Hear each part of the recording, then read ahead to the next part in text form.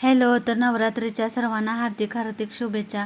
तर तुमच्या सर्वांच्या आयुष्यामध्ये सुख, समाधान, संपत्ती नांदो हीची शिवचरणी प्रार्थना. आणि मी घटस्थापनेच्या पूजा मांडत आहे. तर तुम्ही ही घटस्थापनेची पूजा मांडली असेल तर हल्लीच मी 1 वर्ष झालं ही पूजा करत आहे, कारण याबद्दल मला फारसं काही माहीत नव्हतं. तर आमच्या बाजूवाल्या मामीने आणि आमच्या शेजाऱ्यांनी मला सांगितलं होतं या पूजेबद्दल. तेव्हापासून ही पूजा मी मांडत आहे.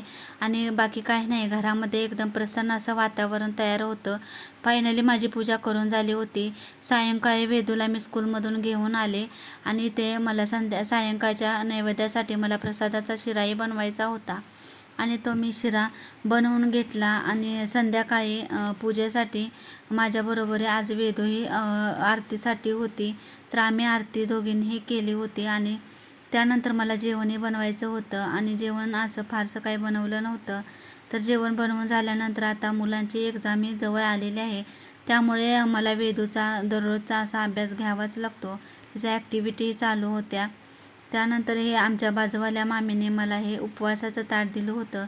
तेव्हा मला माहिती पडलं की संध्याकाळचा उपवास सोडायचा नसतो. आणि असो. तर इथेच मग व्हिडिओला एंड करते. चला तर मग व्हिडिओ आवडल्यास लाईक करा, सबस्क्राईब करा. बाय.